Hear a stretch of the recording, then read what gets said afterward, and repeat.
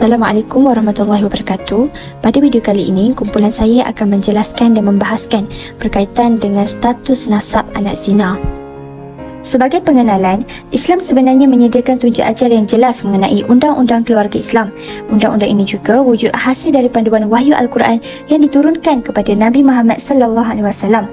Pelaksanaan Undang-Undang Keluarga Islam ini juga adalah bagi melahirkan keluarga Islam yang bahagia, mempunyai rahmah, mawadah dan sakinah. Namun, di zaman moden hari ini, perundangan keluarga Islam ini dirujuk sebagai undang-undang syariah yang wujud dari keputusan-keputusan mahkamah. Tambahan pula, konsep penyatuan antara lelaki dan perempuan mengikut cara yang halal juga diterangkan dengan jelas dalam Al-Quran, iaitu melalui akad nikah yang sah. Hal ini adalah untuk memastikan berlakunya nasab keluarga Islam yang sah dan bersih menurut Islam dari sudut perwarisan, perwalian dan sebagainya. Sekiranya berlaku hubungan antara lelaki dan perempuan dengan cara yang tidak sah seperti zina, maka pelbagai isu dan masalah yang bakal timbul sama ada kepada pelaku zina itu sendiri maupun kepada anak zina yang menanggung kesan perbuatan tersebut. Oleh hal yang demikian, Islam sangat menekankan pergaulan antara lelaki dan perempuan agar tidak terjerumus dalam lembah kemaksiatan. Sebagaimana yang telah dijelaskan dalam surah Al-Isra ayat 32 yang bermaksud, dan janganlah kamu menghampiri zina, sesungguhnya zina itu adalah satu perbuatan yang keji dan satu jalan yang jahat, yakni yang membawa kerosakan. Surah Al-Isra ayat 32. Sebagaimana yang telah diberi penegasan oleh Allah Subhanahu Wa Taala kepada manusia adalah untuk menjaga kesucian marwah dan nasab manusia itu sendiri. Kelahiran anak zina atau tidak saf tarah merupakan kelahiran bayi yang dilahirkan di luar nikah akibat daripada perbuatan zina atau rogol, dan dia bukan daripada persetujuan syubhah atau bukan dari anak perhambaan. Anak zina juga boleh difahamkan sebagai anak yang dilahirkan kurang dari tempoh 6 bulan 2 lahzah mengikut kalender hijrah bermula dari tarikh tamkin, yakni persetubuhan. Justeru, nasab anak zina ini adalah kepada ibunya sama ada melalui jalan syar'i ataupun tidak. Namun anak ini tidak boleh dibinkan atau dibintikan kepada bapa biologinya, kerana anak hanya boleh dinasabkan kepada bapanya apabila cukup 6 bulan 2 lahzah mengikut kalender hijrah sahaja. Oleh hal yang demikian, anak tersebut tidak boleh menerima harta pewarisan, menjadi wali kepada adik-beradik si ibunya dan beberapa isu lagi yang menafikan kedudukannya sebagai anak pada umumnya.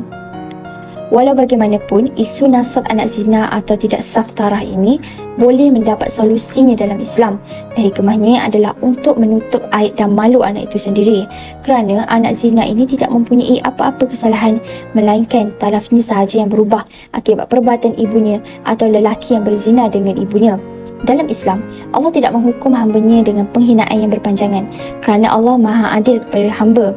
Namun, keadaan seperti ini merupakan satu bentuk ujian kepada anak yang dilahirkan dan pengajaran kepada seluruh manusia agar sentiasa menjaga diri daripada perbuatan yang boleh mengotori diri maupun nama sebagai seorang Islam itu sendiri.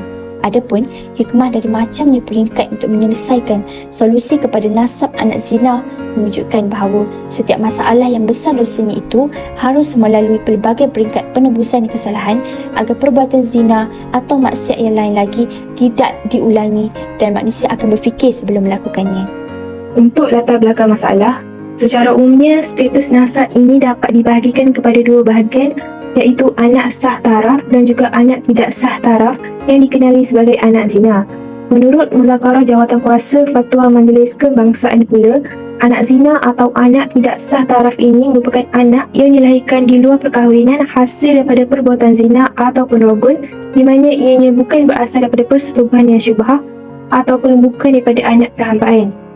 Hukum yang berkaitan dengan nasab anak zina ini adalah melibatkan pandangan dan juga sistem perundangan undang-undang yang berbeza dalam setiap budaya dan agama di seluruh dunia.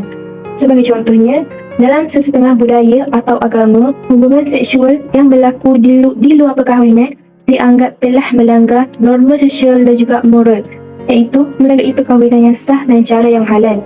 Dalam konteks Islam pula, persetubuhan yang berlaku di luar nikah dianggap sebagai perbuatan zina yang dilarang dan juga merupakan satu perbuatan dosa yang besar. Selain itu, kanak-kanak yang terjejas ataupun terlibat dengan status anak zina ini akan menerima kesan yang memberi impak kepada kehidupan mereka, di mana nasab keturunan mereka itu boleh menjadi isu hangat yang melibatkan undang-undang dan juga sosial yang kompleks. Hal ini kerana terdapat setengah negara yang mempunyai undang-undang di mana ianya boleh menjejaskan hak dan juga status nasab anak luar nikah di mana terdapat kawalan dan juga perbezaan terhadap mereka. Sebagai contohnya, anak yang tidak sah taraf ini tidak boleh dinasabkan kepada bapa kandung ataupun lelaki yang menyebabkan berlakunya kelahiran tersebut. Hal ini menyebabkan mereka tidak boleh menerima harta pusaka, tidak boleh menjadi mahram serta tidak boleh menjadi wali sesebuah perkahwinan. Kesimpulannya, masyarakat pada hari ini masih mempunyai kurang kesedaran berkaitan dengan status nasab anak zina dari segi perspektif undang-undang Islam serta undang-undang syariah yang diamalkan di Malaysia. Hal ini dapat dilihat apabila berlaku pengabaian terhadap hukum yang melibatkan status nasab anak zina. Oleh itu, penjelasan yang terperinci berkenaan dengan status nasab anak zina ini sangatlah penting supaya masyarakat dapat berhati-hati dan juga peka dalam menangani isu surgala berkaitan dengan anak luar nikah serta dapat menggalakkan penghormatan dan juga kesaksamaan dalam layanan terhadap individu tersebut. Hal ini penting supaya mereka yang terkesan dengan perkara ataupun status ini tidak akan dipandang hina ataupun didiskriminasikan berdasarkan latar belakang kelahiran mereka. Seterusnya, untuk objektif kajian pula, kajian yang dijalankan ini mempunyai dua objektif utama di mana ianya boleh dijadikan sebagai panduan sepanjang melaksanakan kajian ini.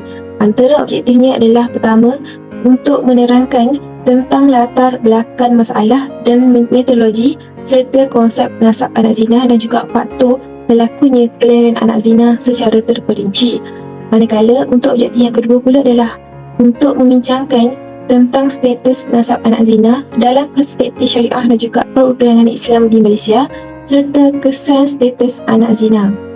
Bagi metodologi, menurut Kamus Dewan edisi keempat, metodologi bermaksud sistem yang merangkumi kaedah dan juga prinsip yang digunakan dalam sesuatu kegiatan, disiplin dan sebagainya. Metodologi kajian ini meliputi pelbagai aspek seperti teknik mereka bentuk, kaedah kajian, instrumen kajian yang digunakan dan juga cara mengumpul dan menganalisis data sebagai bukti bagi menyokong sesuatu kesimpulan.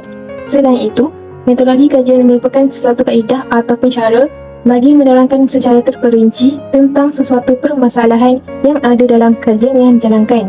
Merujuk kepada kajian yang dijalankan ini, kaedah penyelidikan yang digunakan adalah kaedah kualitatif.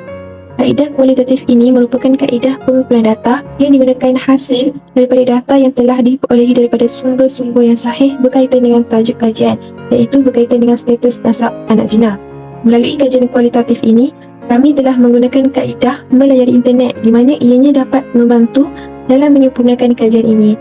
Kami telah melayari pelbagai laman sesawang yang berkaitan dengan tajuk yang dipilih sebanyak yang mungkin seperti artikel, laman web fatwa, jurnal dan tesis bagi mendapatkan sumber rujukan maklumat yang diperlukan dalam kajian ini. Hal ini demikian kerana sumber rujukan daripada internet amatlah penting bagi dijadikan panduan untuk menyiapkan kajian yang dijalankan. Kesimpulannya, rujukan internet amatlah penting bagi memperolehi maklumat yang diperlukan dalam menghasilkan suatu kajian yang tepat dan sempurna berdasarkan maklumat yang terdapat dalam laman sesawan yang telah diakui kesahihannya. Data-data dari internet ini juga penting untuk mencari dan juga memastikan fakta-fakta yang berkaitan dengan konsep, faktor, kesan dan sebagainya supaya segala maklumat tersebut adalah benar dan mampu memberi manfaat kepada orang lain untuk dijadikan sebagai rujukan dalam pembacaan. Oleh itu, kami telah menitikberatkan pemilihan laman sesawang supaya tidak timbul sebarang isu dan juga permasalahan kelak yang boleh mendorong ke arah perkara-perkara yang negatif. Baiklah, seterusnya adalah konsep anak zina. Isu pada hari ini yang sering terpampang di dada akhbar, laman sosial berkenaan anak tidak sah taraf bukanlah suatu isu yang baru di kalangan masyarakat kita. Namun, masih ramai lagi yang belum mempunyai pemahaman dan pengetahuan yang lebih mendalam berkenaan konsep anak zina. Oleh hal yang demikian, terdapat beberapa pandangan ulama mengenai definisi anak tidak sah taraf di mana para ulama Islam menyatakan anak tidak sah taraf ini adalah sama maksud dengan anak zina. Justru itu, menurut beberapa tafsiran daripada para ulama tentang anak zina, antaranya ialah Syekh Wahbah Al-Zuhaili yang berpendapat bahawa anak tidak sah taraf merupakan anak yang dilahirkan oleh ibunya dari jalan yang tidak syar'i atau ianya hasil dari hubungan yang terlarang. Oleh itu, anak tidak sah taraf dan kesemuanya memberi maksud yang hampir sama, maka dengan itu, anak tidak sah taraf boleh disimpulkan sebagai anak yang terhasil di luar perkahwinan yang diiktiraf oleh syarak. Selain itu, konsep anak zina juga mempunyai keputusan Majlis Fatwa Negeri. Keputusan yang disidangkan berkenaan anak tidak sah taraf antaranya adalah anak yang dilahirkan di luar nikah sama ada akibat zina ataupun rogol dan dia bukan daripada persetubuhan yang syubhah atau bukan daripada anak perhambaan. Oleh itu, setiap negeri-negeri telah memperjelaskan intipati keputusan itu di dalam fatwa di negeri-negeri tersebut. Walau bagaimanapun, ada juga negeri yang menggunakan pelbagai sirah seperti negeri Kedah, di mana fatwa negeri Kedah dalam mentafsirkan bahawa seorang anak tetap akan dikira anak luar nikah apabila ibu bapanya mengaku bahawa dia merupakan anak luar nikah walaupun dia lahir lebih dari tempoh 6 bulan Qamariah. Oleh itu, Majlis Agama Islam dan Adat Istiadat Melayu Perlis pula menyatakan bahawa anak yang lahir kurang dari 6 bulan selepas ibunya berkahwin, ianya boleh dibin atau dibintikan kepada suami ibunya kecuali jika dinafikan oleh suami. Sehubungan dengan itu, walaupun terdapat negeri-negeri yang tidak mewartakan keputusan muzakarah berkenaan seperti contohnya iaitu negeri Perak, Sabah, Pahang dan Kelantan, namun intipati kepada keputusan itu telah diserapkan ke dalam peruntukan Undang-Undang Keluarga Islam yang terdapat di negeri-negeri seluruh Malaysia.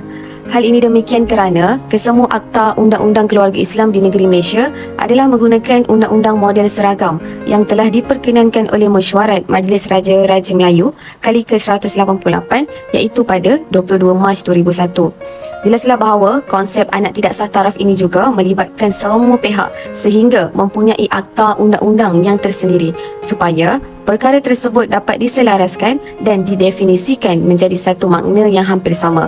Kesemua yang terlibat merupakan titik permulaan dan tunjang utama bagi memastikan anak tidak sah taraf ini mempunyai keadilan yang saksama sekaligus mampu menjamin kehormatan serta dapat memelihara mereka dari pelbagai sudut. Dapatan kajian yang pertama adalah faktor berlakunya kelahiran anak zina. Setiap perkara yang berlaku sudah pasti mempunyai sebab atau faktor yang tersendiri. Hal ini demikian jika dibicarakan soal anak zina atau anak tidak sah taraf, sudah pasti kita sebagai manusia mempunyai rasa simpati terhadapnya kerana sudah terang lagi bersuluh bahawa anak tersebut adalah tidak bersalah dan dia juga tidak mahukan dirinya dilahirkan dalam keadaan seperti itu. Tetapi apakan daya, semua manusia di dunia ini tidak akan lari dari membuat dosa. Oleh itu, terdapat beberapa faktor berlakunya anak kelahiran luar nikah ini. Yang pertama adalah faktor keluarga. Keluarga merupakan titik permulaan yang menjadi punca utama terjadinya masalah kehamilan luar nikah. Hal ini demikian, perkara seperti ini terkait dengan kegagalan institusi kekeluargaan itu sendiri dan ditambah pula dengan faktor ibu bapa yang bercerai-berai serta sering bertengkar di hadapan anak-anak. Tanpa kita sedari, perbuatan ibu bapa adalah cerminan akhlak kepada anak-anak kerana membesar dengan faktor persekitaran yang mendorong mereka membentuk sahsiah dirinya. Malah, punca seperti inilah yang menjadikan hubungan antara keluarga kurang berkomunikasi, kurang pemantauan dari keluarga sehingga anak-anak merasa bebas dari dan kurang kasih sayang oleh ibu bapa mereka. Selain itu, faktor daripada kurang didikan agama. Didikan merupakan tunjang utama dalam kehidupan anak-anak, terutama dalam mendidik tentang agama seperti pegangan dan asas kehidupan seseorang yang beragama Islam. Hal ini demikian, setiap anak yang dilahirkan bagaikan kain putih yang suci dan ibu bapalah yang mencorakkannya sehingga mereka boleh menjadi seorang yang berguna kerana ianya merupakan tanggungjawab utama bagi setiap ibu bapa. Namun, didikan yang paling dipandang enteng pada hari ini adalah tentang agama kerana mereka menganggap setiap perkara yang dilarang oleh Islam itu adalah satu perkara yang sukar untuk dielakkan. Namun, perkara seperti inilah berlaku hanya disebabkan untuk mengejar keasyikan dunia sehingga lalai dengan perbuatan dosa. Faktor yang seterusnya adalah faktor rakan sebaya. Perkara yang mendorong seseorang itu adalah bergantung kepada keadaan sekeliling kita, seperti contoh adalah daripada lingkungan rakan sebaya. Hal ini demikian, rata-rata mereka yang terlibat dengan gejala ini adalah mereka yang mempunyai rakan yang berkelakuan tidak baik sehingga boleh mendorong mereka terlibat dengan seks bebas. Faktor yang seterusnya adalah faktor teknologi. Teknologi merupakan satu perkara yang tidak asing lagi dalam kehidupan manusia di mana ianya semakin pesat membangun seiring dengan kemajuan dan kemodenan pada masa kini. Namun, teknologi yang moden bukanlah satu perkara yang buruk. Malah, ia adalah perkara yang sangat penting dalam kehidupan manusia, tetapi generasi kita pada hari ini yang salah menggunakannya, seperti menonton video lucah, mencari bahan yang tidak baik ataupun gambar yang tidak senonoh, dan sekaligus menjadikan mereka lebih bebas mencari sesuatu tanpa pemantauan daripada ibu bapa mereka. Oleh itu, faktor yang terakhir adalah faktor pergaulan bebas. Pergaulan bebas bermaksud pergaulan yang tidak ada batas antara lelaki dan perempuan. Hal ini demikian, pergaulan yang dimaksudkan bukanlah satu perkara yang dilarang di sisi Islam, tetapi mempunyai garis panduan dan batas-batas pergaulan yang tertentu apabila bersama berlainan jantina. Pergaulan bebas pada hari ini dianggap remeh dan dianggap sebagai satu perkara yang profesional. Namun, saya memetik kata-kata daripada Syekh Abdullah Nasir, peluang dalam tarbiyah al-aulad, juga mengatakan pada hari ini percampuran antara lelaki dan perempuan Islam telah berlaku di sekolah dan di pejabat. Kononnya, pencampuran ini akan memurnikan perasaan semula jadi di samping melepaskan tekanan hawa nafsu dan menjadikan pertemuan antara lelaki dan perempuan merupakan perkara biasa sahaja. Jelaslah bahawa pergaulan bebas mampu membuat kita terlena dan tanpa kita sedari, perbuatan tersebut juga mampu mendorong diri seseorang itu terjerumus dengan perbuatan maksiat sehingga berlakunya kehamilan anak luar nikah. Dapatan kajian yang seterusnya ialah status nasab anak zina dalam perspektif syariah dan perundangan Islam di Malaysia. Nasab adalah perkara penting yang dimuliakan dan hanya boleh disahkan melalui perkahwinan. Oleh itu, ulama seperti Imam Al-Ghazali dan Imam Al-Shatibi telah menganggapnya sebagai salah satu tujuan syarak, iaitu hifzu al-nasab, penjagaan nasab yang mempunyai kaitan dengan hifzu al-nasal, penjagaan keturunan, dan hifzu al-arad, penjagaan maruah. Tetapi, para ulama khilaf tentang kaedah pelaksanaan pensabitan nasab melalui perkahwinan kepada beberapa pendapat. Yang pertama, majoriti ulama yang terdiri daripada mazhab Maliki, Syafi'i dan Hambali telah menyatakan bahawa akad nikah mengesahkan nasab jika ada kemungkinan bersekedudukan dari segi zaman dan tempat. Sekiranya tidak mempunyai kemungkinan tersebut, maka nasab tidak dapat ditetapkan. Yang kedua, mazhab Hanafi menyatakan bahawa dengan ikatan perkahwinan sahaja sudah memadai untuk menetapkan nasab. Bagi Syekhul Islam Ibn Taymiyah dan Ibn Qayyim telah menetapkan bahawa nasab boleh ditentukan dengan membuktikan persetubuhan hakiki walaupun ia adalah persetubuhan zina. Pendapat ini sama seperti pendapat ulama salaf terkemuka seperti Ishaq bin Rahuyah, Urwah bin Zuhair, Sulaiman bin Yasar, Hasan Basri, Ibn Sirin dan Ibrahim Al-Nakhai dalam kitab Za'ad Al-Ma'ad. Dalam hukum syarak juga telah menegah mana-mana bapa yang mengingkari nasab anak dan mengharamkan wanita menasabkan anak kepada bukan bapanya yang hakiki. Perkara ini berdasarkan hadis daripada Abi Hurairah radhiyallahu anhu, Rasulullah sallallahu alaihi wasallam telah bersabda, maksudnya, mana-mana perempuan yang memasukkan kepada satu kaum sedangkan ia bukan daripada mereka, maka tiadalah daripada Allah Subhanahu Wa Taala sesuatu pun, dan Allah Subhanahu Wa Taala pasti tidak memasukkannya, iaitu perempuan tersebut, ke syurga. Mana-mana lelaki yang mengingkari anaknya sedangkan dia mengetahui hakikatnya, maka Allah Subhanahu Wa Taala akan menghijabkannya daripadanya dan menghinanya di halayak mereka yang terdahulu hingga akhirnya. Riwayat Abu Dawud, Al-Nasai dan Ibnu Hibban.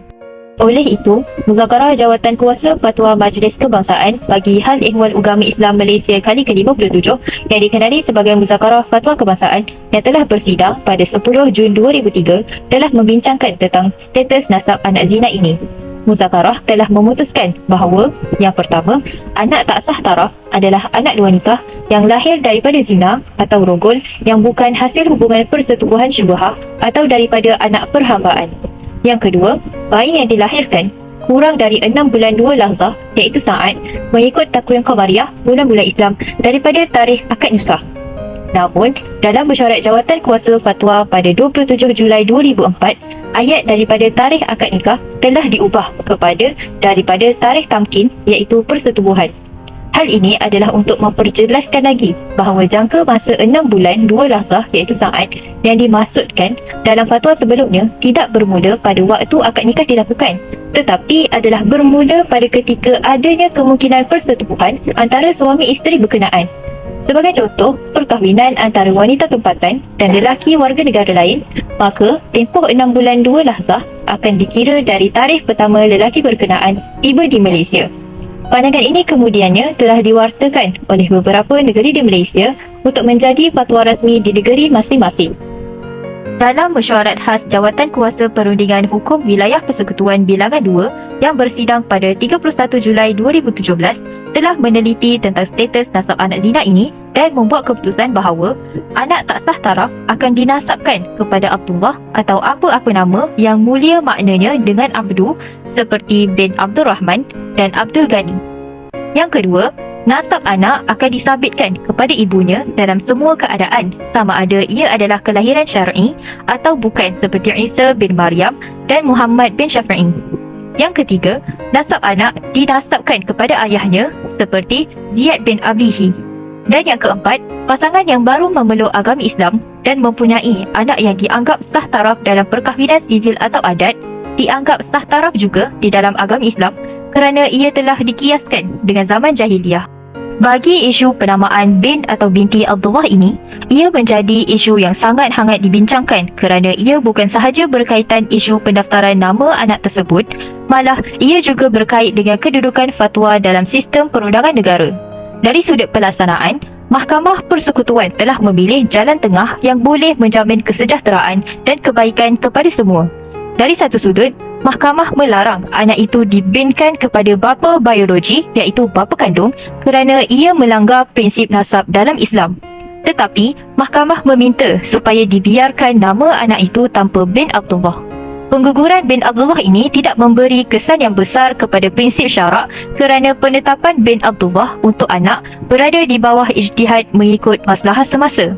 Oleh halnya demikian, pihak berkuasa agama wajar menawarkan pilihan penyelesaian yang dinamik untuk mengimbangi antara ketegasan hukum berkaitan status nasab anak zina dan prinsip Islam yang menyembunyikan keaiban orang lain termasuk anak tak sah taraf. Dari sudut prinsip, Mahkamah dengan tegas telah memutuskan bahawa Seksyen 13A Akta Pendaftaran Kelahiran dan Kematian 1957 iaitu BDRA tidak terpakai lagi bagi pendaftaran kelahiran anak orang Melayu kerana orang Melayu tidak menggunakan nama keluarga. Oleh itu, anak orang Islam tidak boleh dibin atau dibinti dengan sesiapa yang bukan bapa yang sah menurut hukum nasab dalam agama Islam.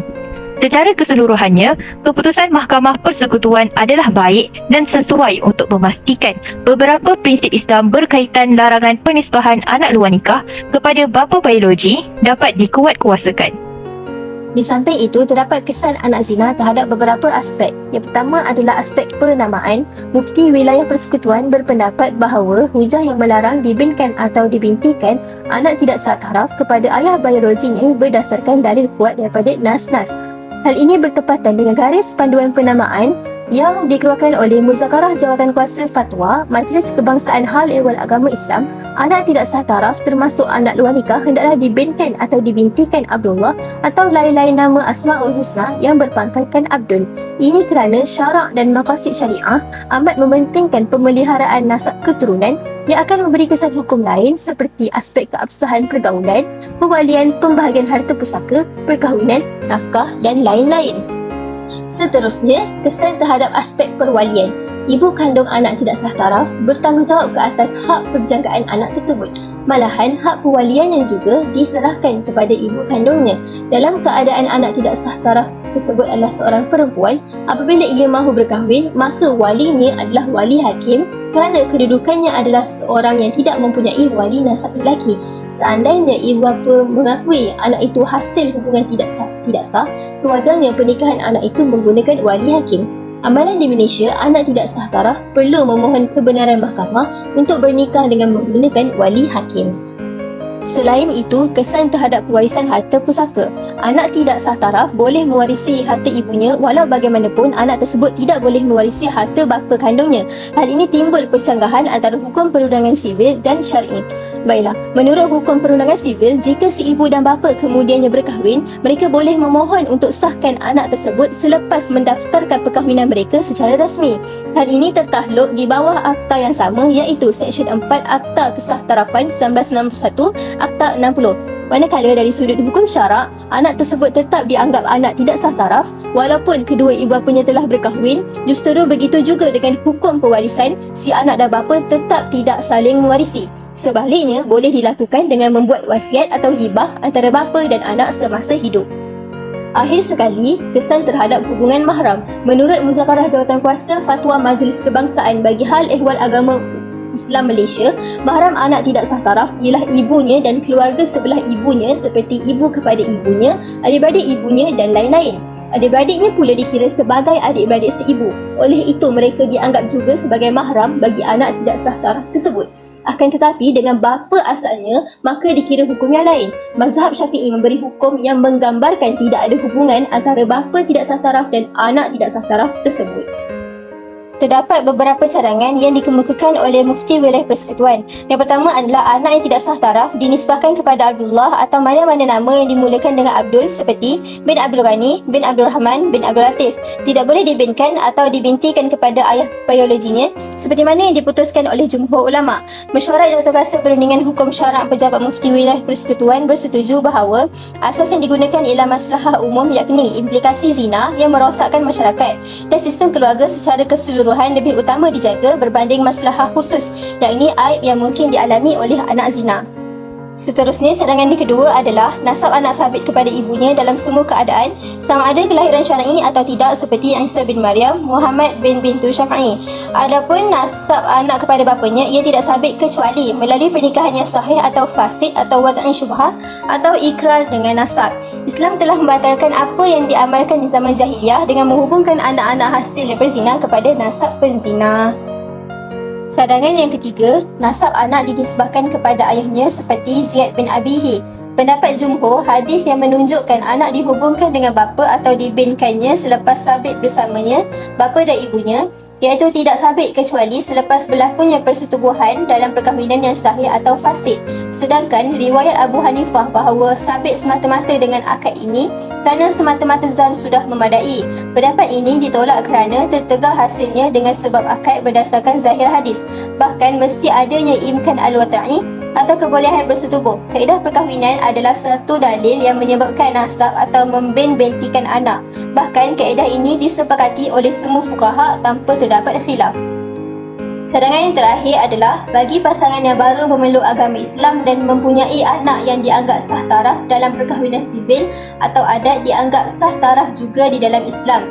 Hal ini kerana dikiaskan dengan zaman jahiliyah, maka anak yang dianggap sah taraf dalam perkahwinan sivil atau adat itu dianggap sah taraf juga di dalam Islam. Akhir sekali, hasil cadangan tersebut mengambil kira bahawa maslahah umum iaitu implikasi zina perlu diutamakan dari maslahah khas, yakni anak zina, dan ianya bertepatan dengan maqasid syariah yang utama iaitu memelihara nasab. Kesimpulannya, nasab seorang anak yang lahir amat mempengaruhi hidupnya bergantung kepada jalannya sama ada lahir secara syar'i ataupun tidak. Oleh kerana itu, Islam sangat mementingkan batas pergaulan antara lelaki dan perempuan agar setiap hubungan tidak terjerumus ke dalam lembah kemaksiatan yang mampu memberi kesan yang besar dalam kehidupan seseorang. Dalam hal ini, nasab anak zina menjadi satu masalah dan isu yang besar kepada kehidupan anak tersebut, terutamanya dalam urusan perwarisan harta, perwalian, mahram dan beberapa isu lagi. Kerana anak ini tetap dianggap manusia, akan tetapi dinafikan haknya sebagai anak kepada bapa biologinya. Hal ini sebenarnya jelas menunjukkan bahawa kedudukan sebagai anak zina sangat membuka aib dan memberi kesan yang negatif terhadap kehidupan anak tersebut. Sebagai bakal ibu dan ayah, seharusnya mereka peka tentang akibat daripada perbuatan mereka dengan bertanggungjawab terhadap semua tindakan yang telah dilakukan, kerana kadang-kala kesan dan akibat yang buruk bukan sahaja dirasai oleh pesalah, namun ditanggung juga kepada anak yang tidak bersalah, seperti situasi yang telah berlaku kepada anak zina. Walau bagaimanapun, dalam konteks sebagai mahram, masih lagi boleh diperbaiki dengan keadaan ibu anak zina tersebut berkahwin dengan bapa biologinya, agar keadaan anak zina atau anak tidak sah taraf tersebut menjadi mahram dalam urusan aurat kepada bapa biologinya dalam kondisi anak tersebut menjadi anak tiri dan bapa biologi menjadi bapa tiri.